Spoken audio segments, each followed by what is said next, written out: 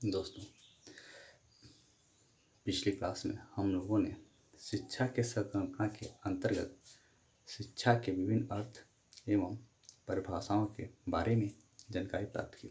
जैसे शिक्षा का संकुचित अर्थ, शिक्षा का व्यापक अर्थ, शिक्षा का विश्लेषणात्मक अर्थ और शिक्षा का वास्तविक अर्थ के बारे में जानकारी प्राप्त की। इसके साथ साथ शिक्षा के आवश्यकता एवं महत्व को हम लोगों ने देखा। आज की क्लास में हम शिक्षा के उद्देश्य के बारे में चर्चा करेंगे। और दोस्तों, शिक्षा की मानव जीवन का आधार होती है, क्योंकि शिक्षा ही व्यक्ति विकास के समस्त पक्षों का संपूर्ण विकास करती है।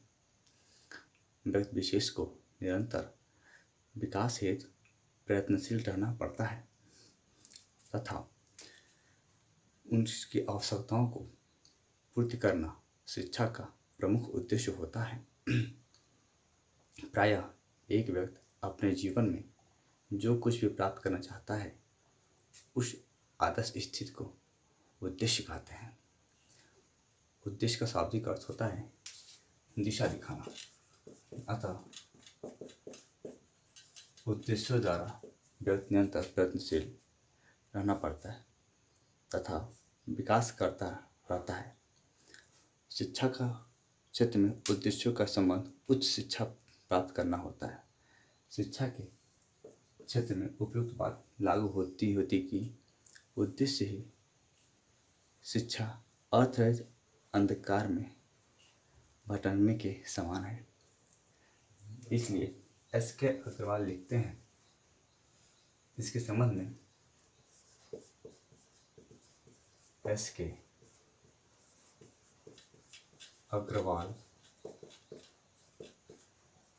लिखते हैं कि उद्देश्य रहित कार्य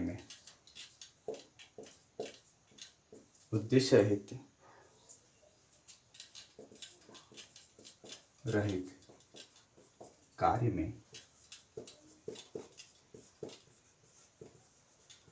किसी का मन नहीं लगता।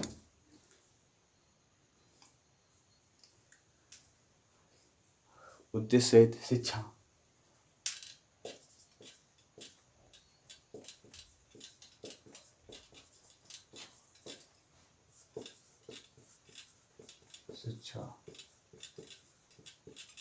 फलदायी भी नहीं होता। वर्तमान भारतीय शिक्षा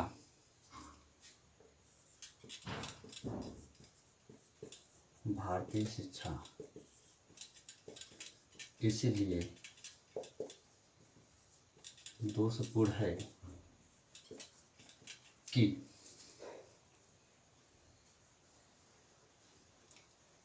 इसके उद्देश्य नहीं है।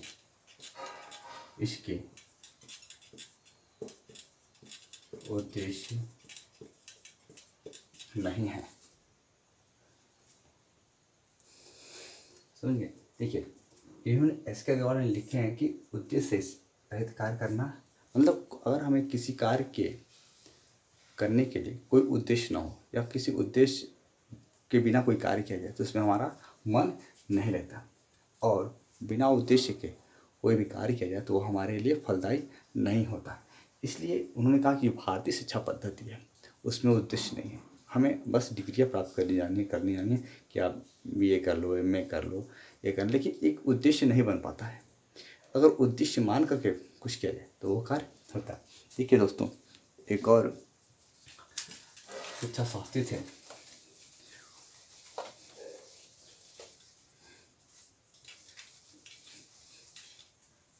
जो उनका नाम है B.D. भाटिया।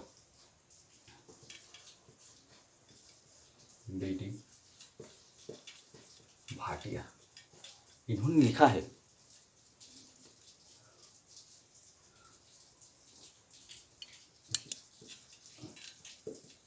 उद्देश्य के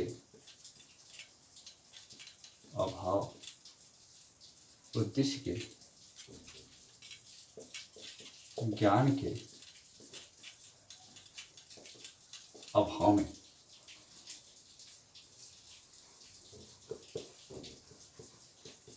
शिक्षक उस नाविक के समान है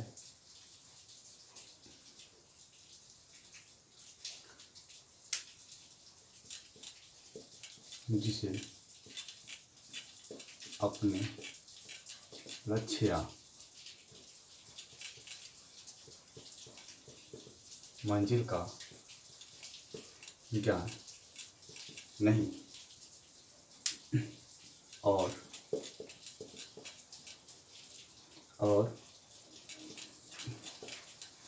विद्यार्थी उस पतवार विहीन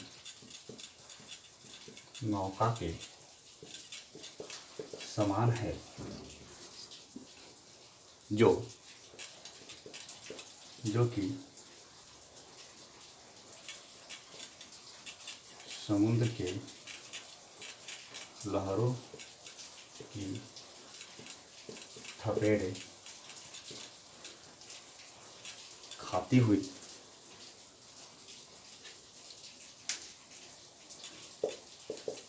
तट की ओर बढ़ती जा रही है। देखिए बेटी भाग क्या लिखा है, उद्देश्य के ज्ञान के अभाव में शिक्षक उस नाविक के समान है जिसे अपने लक्ष्य मंजिल का ज्ञान नहीं होता है और विद्यार्थी उस पतवार की ही नौका के समान है जो समुद्र के लहरों की थपेड़े खाते हुए तट की ओर बढ़ती है। मतलब आज की शिक्षा में अगर लिया जाए तो क्या है कि विद्यार्थी कुछ पढ़ने गया, क्लास में गया और बस उस सिलेबस हाँ क्या है, पाठ्यक्रम क्या है वो पढ़ाया जाए, लेकिन ये नहीं होता कि उस पाठ्यक्रम के पढ़ाने का उद्देश्य क्या है। शिक्षक भी पढ़ाकर चला जाता है और छात्र भी क्या करता है, वो पढ़ करके किसी तरह से पास हो जाना है, किसी तरह का अपना सिलेबस को पूरा कर लेना है। यही बात भाटे जी ने हमें समझाने की कोशिश की है। देखिए दोस्तों आगे, अतः कह सकते हैं कि शिक्षा का उद्देश्य एक ऐसा प्रेरक है जो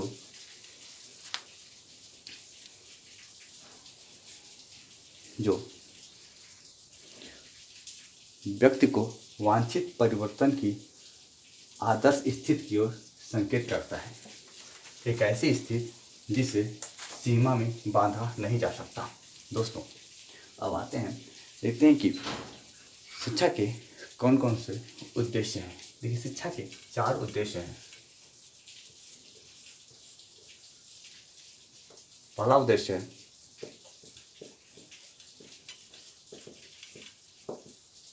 सामान्य उद्देश्य,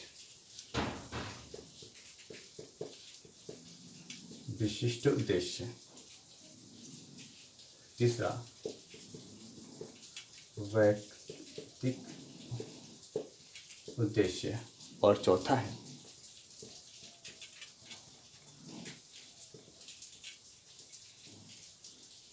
सामाजिक उद्देश्य। चौथा सामान्य उद्देश्य। ये हमारे 4 उद्देश्य हैं। आइए इन्हें एक एक करके हम समझते हैं। देखिए शिक्षा के जो सामान्य उद्देश्य हैं के अंतर्गत हम बात करेंगे तो समाज के मूल उद्देश्य ही शिक्षा के आदर्श माने जाते हैं।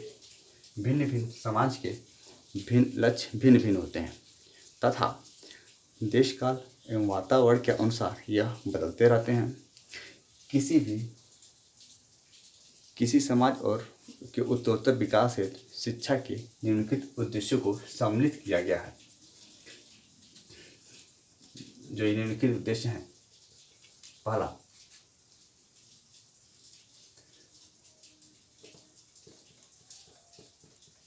शारीरिक विकास,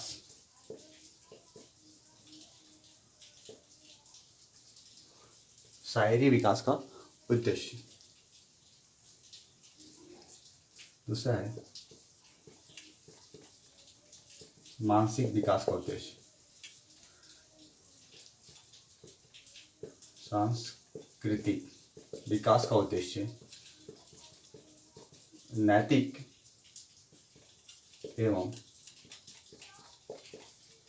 चारित्रिक विकास का उद्देश्य।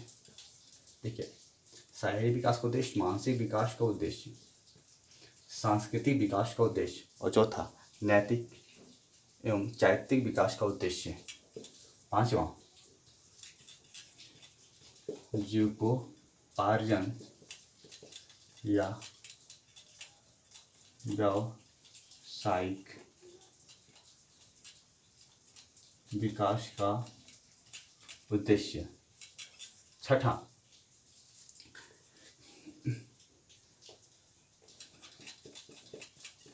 नागरिकता के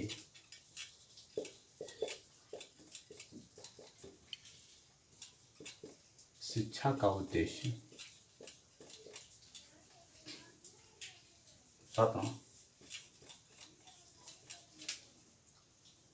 राष्ट्र की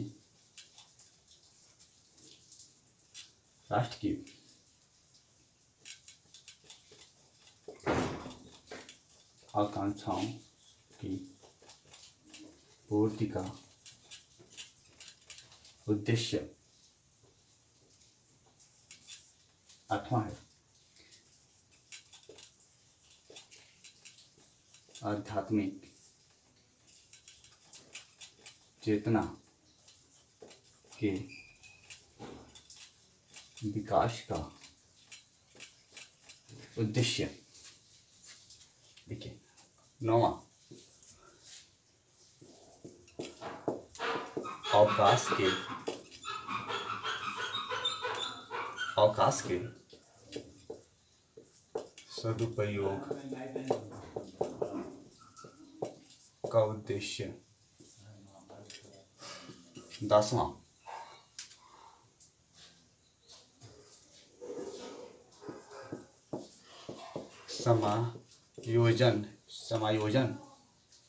समायोजन के उद्देश्य। और 11वां पूर्ण जीवन के तैयारी का उद्देश्य। और 12वां है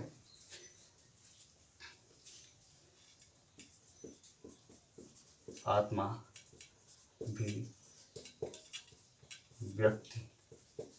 ही व्यक्ति का उद्देश्य। और 13 है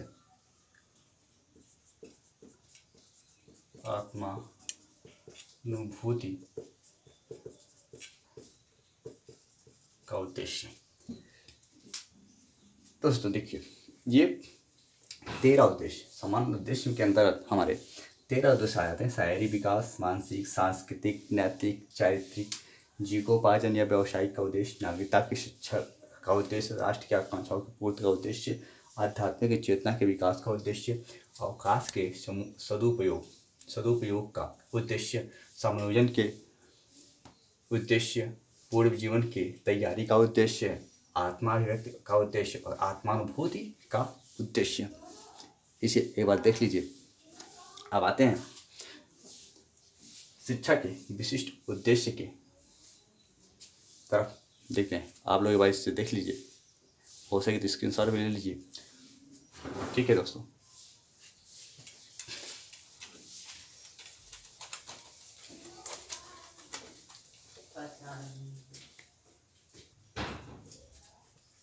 दूसरा विशिष्ट उद्देश्य।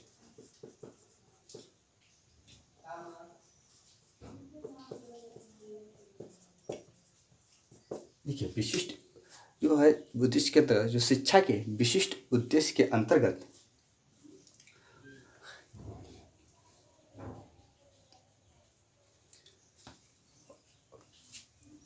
उद्देश्य को असमान उद्देश्य भी कहा जाता है। इसका क्षेत्र व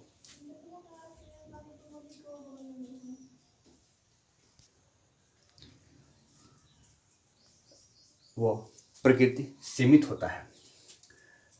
किसी विशेष परिस्थिति एवं विशेष कारण को ध्यान में रखते हुए इसका निर्माण किया जाता है। अतः हम कह सकते हैं कि शिक्षा के विशिष्ट उद्देश्य के लिए जीवन के अनुकूलन योग्य एवं परिवर्तनशील होते हैं। जब जब इनकी अत्यंत आवश्यकता होती है तभी इसका निर्माण किया जाता है अथवा निर्माण नहीं किया जाता है। दोस्तों, अब आते हैं शिक्षा के वैयक्तिक उद्देश्य के अंतर्गत। वैयक्तिक उद्देश्य क्या क्या है? देखिए दोस्तों, वैयक्तिक उद्देश्य एक प्राचीन उद्देश्य है। वैयक्तिक उद्देश्य में व्यक्ति को प्रथम वरीयता दी जाती है। व्यक्ति को प्रथम वरीयता दी जाती है, न कि समाज को। इसको मानने वाले समाज की अपेक्षा व्यक्ति को बड़ा मानते हैं। आधुनिक काल में इस उद्देश्य को बल देने का श्रेय मनोविज्ञान को जाता है। पेस्टोलॉजी, रूसो, फ्रावेल तथा नन आदि प्रमुख शिक्षा शास्त्रियों हैं जो वैयक्तिक उद्देश्य को अपनाने का समर्थन करते हैं। इन विद्वानों के अनुसार कोई दो व्यक्ति समान नहीं होता। उनके रुझान और आवश्यकताएं एक दूसरे से भिन्न होती हैं। देखिए, एक मनोवैज्ञानिक हैं टीपी नन। इनके अनुसार देखिए, टीपी नन के अनुसार जगत में जितने भी अच्छी बातें आती हैं वे किसी न किसी व्यक्ति के स्वतंत्र प्रयासों से ही आती हैं। शिक्षा का संगठन इसी सत्य के आधार पर किया जाना चाहिए। शिक्षा का व्यक्तिगत उद्देश्य के समर्थकों के अनुसार समाज, राज्य तथा शिक्षा संस्थाओं का कर्तव्य है कि वे बालकों की प्रवृत्तियों, रुचियों और आवश्यकताओं को ध्यान में रखकर उनके व्यक्तित्व का उच्चतम विकास करने का प्रयास करें। दोस्तों, वैयक्तिक उद्देश्य के दो रूप हैं। देखिए, वैयक्तिक उद्देश्य के दो रूप हैं। देखिए,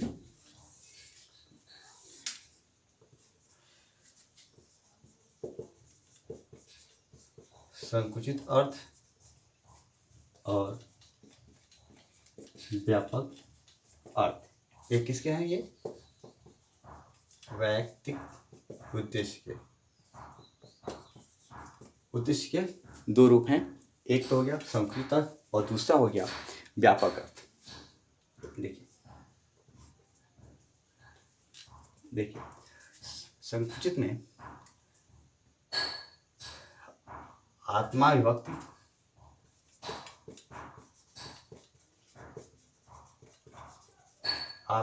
विभक्ति या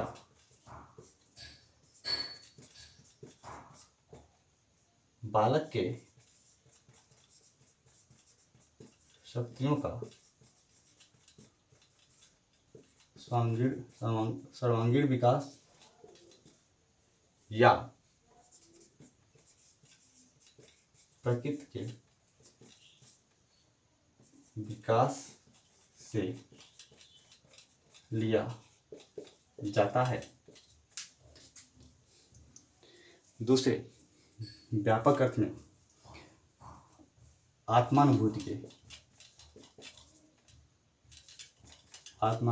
से लिया जाता है। देखिए दोस्तों, पहले अर्थ में संकुचित अर्थ हुआ, दूसरे व्यापक अर्थ। संकुचित अर्थ में आत्मा विभक्ति या बालक की शक्तियों का सर्वांगीण विकास से लिया जाता है, और दूसरे व्यापक अर्थ है जो उसमें आत्मानुभूति से लिया जाता है। देखिए यहाँ पर आत्मानुभूति, आत्मा देखिए आत्मा विभक्ति का अर्थ है बालक को बिना बाधा या रोक के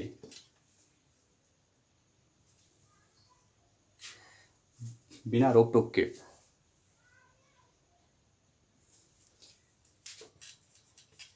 व्यवहार करने की स्वतंत्रता प्रदान करना। अब देखिए आत्मानुभूति से क्या तात्पर्य है। इसके उद्देश्य को पूर्ण रूप से स्वीकार करने से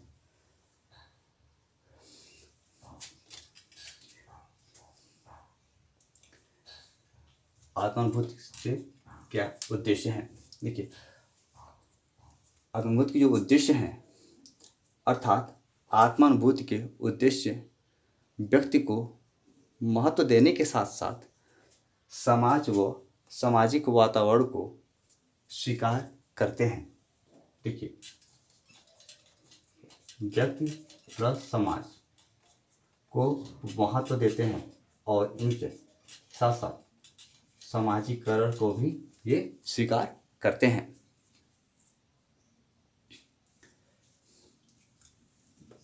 इसके समर्थन में नन ने लिखा है कि देखिए वैयक्तिक उद्देश्य के समर्थन में नन ने देखिए नन महोदय ने क्या परिभाषा लिखी है, एक बार देख लीजिए इसको।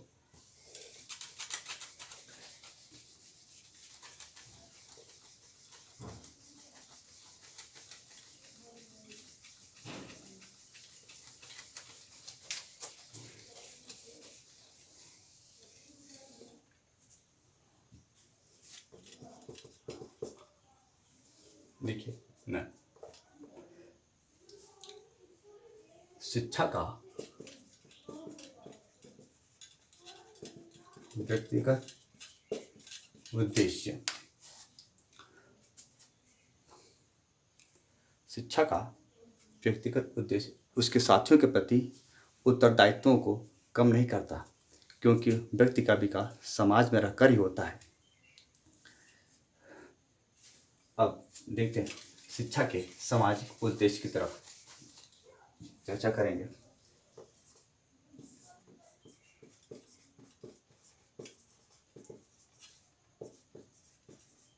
उद्देश्य देखिए शिक्षा के सामाजिक उद्देश्य तात्पर्य एक आदर्श स्वतंत्रता जनतंत्र से है।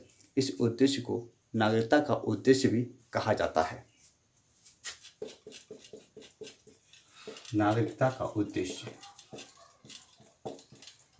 इसी नागरिकता का उद्देश्य भी कहा जाता है।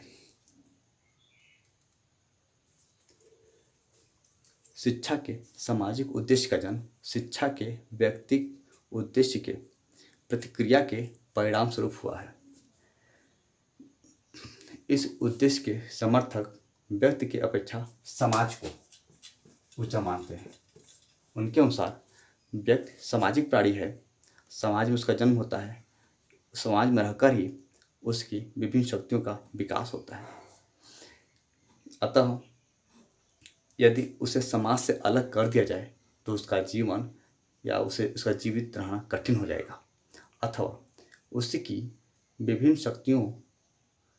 शक्तियों का समुचित ढंग से विकास नहीं हो पाएगा।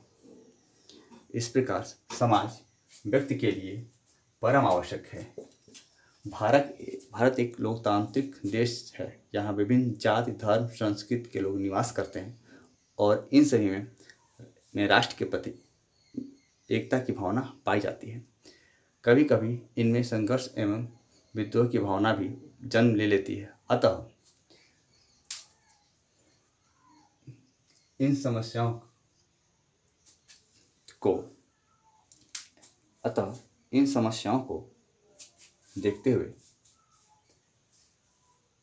निवारण सामाजिक उद्देश्य निम्नलिखित होना चाहिए। जैसे जैसे पहला, जो इसके निवारण है, मान लो कि समस्याएं जन्म लेती हैं समाज में, तो उसकी निवारण कुछ ना कुछ कार्य होने चाहिए या कुछ ऐसे कार्य करने चाहिए जिसका निवारण कर दिया जाए तो हम उद्देश्य को प्राप्त करने में हमारी सफलता मिल जाएगी। तो देखिए, पहला उद्देश्य क्या है?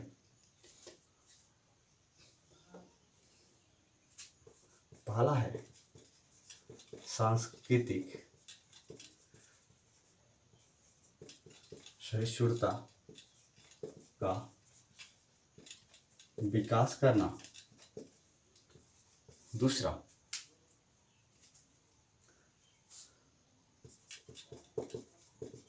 लोकतंत्र एवं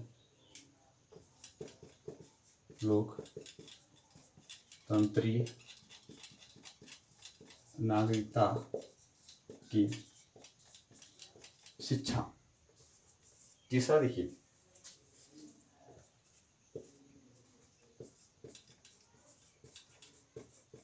राष्ट्रीय एकता एवं अंतरराष्ट्रीय अवबोध को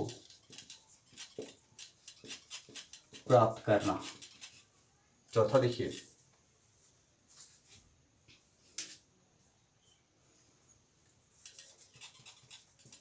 धार्मिक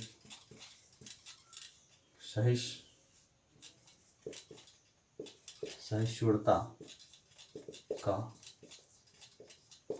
विकास करना। पांचवा,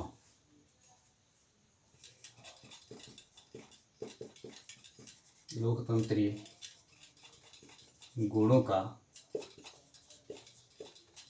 विकास करना। और छठवां,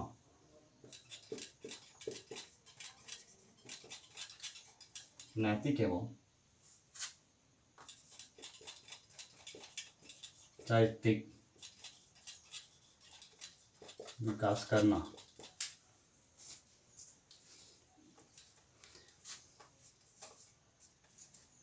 और सातवां है सामाजिक दृष्टिकोण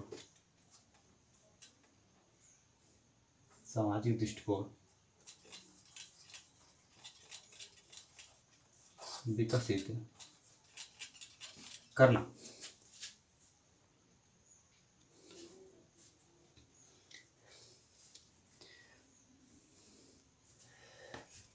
दोस्तों, ये हमारा हुआ कि उद्देश्यों को बनाए रखने के लिए यह कार्य कर सकते हैं। अतः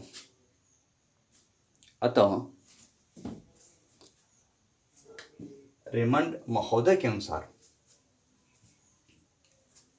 भाई देखिए उद्देश्य, देखिए अब इसके बाद रेमंड महोदय ने कहा है कि जो विद्वान व्यक्ति को समाज के ऊपर स्थान देते हैं उनका स्मरण रखना चाहिए कि निसमाज व्यक्ति कोरी कल्पना है।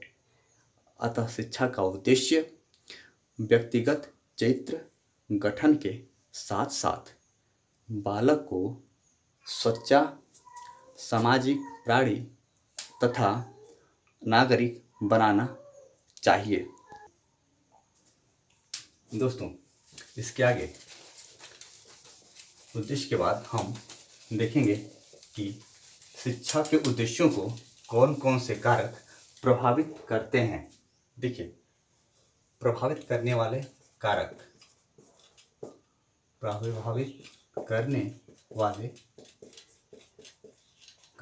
ये कारक कौन से हैं जो शिक्षा के उद्देश्यों को प्रभावित करते हैं। देखिए,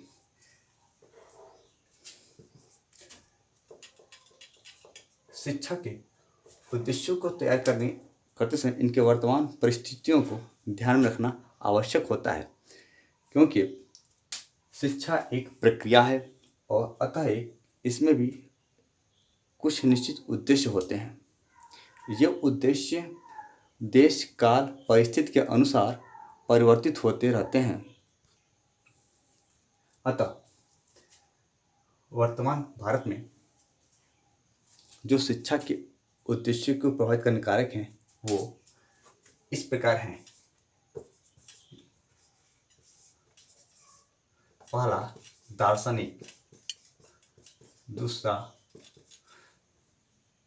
समाज शास्त्रीय कारक, तीसरा राजनैतिक कारक, चौथा आर्थिक कारक,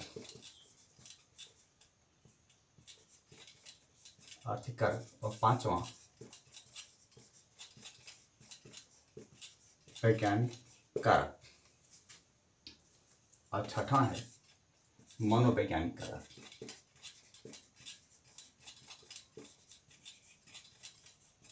मनोवैज्ञानिक कारक, देखिए दोस्तों, ये 6 कारक हमें हमारे शिक्षा के उद्देश्य को प्रभावित करते हैं। ठीक है, तो आगे की क्लास में हम आगे शिक्षा के औपचारिक और अनौपचारिक के बारे में हम चर्चा करेंगे। ठीक है दोस्तों, नमस्कार।